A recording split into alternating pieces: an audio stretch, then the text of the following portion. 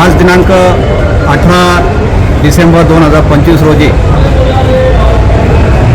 डोंगराळे येथील ज्या पीडित मुलीवर अत्याचार करून निर्गुणपणे खून करण्यात आलेला आहे त्या आरोपीविरुद्ध सोमवारी दोषारोपपत्र दाखल करण्यात आलेलं आहे आणि त्यानंतर आजची तारीख ठेवण्यात आलेली आहे। आजच्या तारखेमध्ये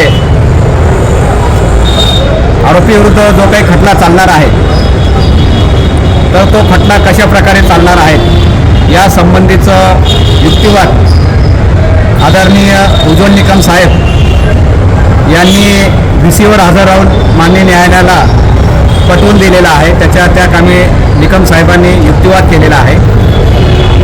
आजची खटल्याची जी काही स्टेज आहे पूर्वीचं CRPC 226 कलम 226 आणि आताचे BNSS चे कलम 249 प्रमाणे प्रत्येक फौजदारी खटल्यामध्ये खटला सुरू होण्यापूर्वी आरोपीविरुद्ध जो काही खटला केलेला आहे तो खटला सरकार पक्ष कसा साबित करणार आहे याचं विश्लेषण न्यायालयाला आधी द्यावं लागतं आणि ती stage opening case for prosecution section 249 BNSS आणि CRPCचं कलम 226 या कलमामध्ये त्याची तरतूद करण्यात आलेली आहे। तर आदरणीय निकम साहेब उज्ज्वल निकम साहेब यांनी VCवर हजर राहून माननीय न्यायालयाला सांगितलेलं आहे की आरोपीविरुद्ध हा परिस्थितीजन्य पुरावा आहे आणि आम्ही फॉरेन्सिक एव्हिडन्सने जे आमचे साक्षीदार आहेत त्या साक्षीदारामार्फत घटनास्थळावर जे काही आम्हाला एव्हिडन्स मिळालेला आहे त्या एव्हिडन्समार्फत आमचे जे काही लास्ट सिनियर साक्षीदार आहेत त्या साक्षीदारांमार्फत आम्ही ह्या आरोपीविरुद्ध असलेला खटला साबित करणार आहेत अशा प्रकारचा युक्तिवाद माननीय निकम साहेब यांनी केलेला आहे। तसंच आरोपीच्या वकिलांनी देखील VCवर हजर झालेले आहेत। त्यांनी देखील या खटल्यामध्ये आरोपीचा बचाव करण्याकामी युक्तिवाद केलेला आहे।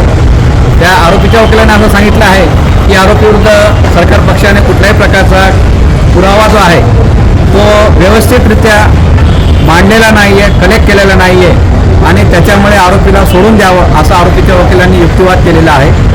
तसंच मूळ फिर्यादीतर्फे ॲडव्होकेट हर्षद तिवारी आणि स्नेहा ठाकरे शर्मा मॅडम यांनी देखील युक्तिवाद केलेला आहे आणि आरोपीविरुद्ध जो काही आता केस ओपनिंग फॉर प्रॉसिक्युशन ही जी काही स्टेज आहे त्या स्टेजप्रमाणे माननीय न्यायालयाने उज्ज्वल निकम साहेबांचं युक्तिवाद ऐकून घेतलेलं आहे, आरोपींचा युक्तिवाद ऐकून घेतलेला आहे, आमचा सगळ्यांचा इन्फॉर्मंटचा आणि दोघा वकिलांचा देखील युक्तिवाद ऐकून घेतलेला आहे आणि 22 तारखेला आता पुढची स्टेज राहणार आहे।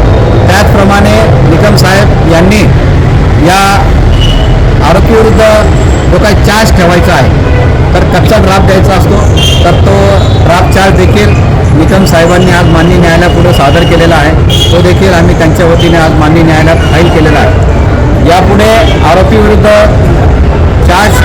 काय चार्ज ठेवणार आहे याची स्टेज पुढच्या तारखेला निश्चित तत्पूर्वी त्याच्यावर चार्ज का ठेवण्यात येणार आहे आणि कुठले चार्ज ठेवण्यात येणार आहेत याचं त्यापुढे चार्ज ठेवण्यापूर्वी युक्तिवाद होईल आणि त्याच्यानंतर आरोपीवर ठोस निश्चिती म्हणजे चार्ज फ्रेम करण्यात येणार आहे। आता त्याच्यामुळे ही केस अतिशय लवकरात लवकर भविष्यात चालणार आहे आणि त्यासाठी शासनाचे आणि निकम साहेबांचेही प्रयत्न आहेत। परंतु कायद्याच्या ज्या काही तरतुदी आहेत त्या संपूर्ण तरतुदींचे अवलंबन आपण करणार आहोत। कुठल्याही प्रकारचा कायदेशीर त्रुटी राहू नये याची काळजी निकम साहेबांकडून घेतली जाते आहे, शासनाकडून घेतली जाते आहे। त्याच्यामुळे आरोपीला भविष्यात सुटण्यासाठी कुठल्याही प्रकारचा लॅकुना राहू नये, कुठल्याही प्रकारची लवचिकता राहू नये, उणीव राहू नये याची पुरेपूर काळजी शासनातर्फे घेण्यात येत आहे। तसेच आदरणीय उज्ज्वल निकम साहेब यांच्याकडून देखील घेण्यात येत आहेत। उज्ज्वल निकम साहेब आणि माझं त्या संबंधाने नेहमी आणि डे टू डे आमचं फोनवर बोलणं चालू आहे आणि साहेबांना जी काही आवश्यक मदत लागते त्या कामी साहेबांना आम्ही आवश्यक ती मदत करत असतो।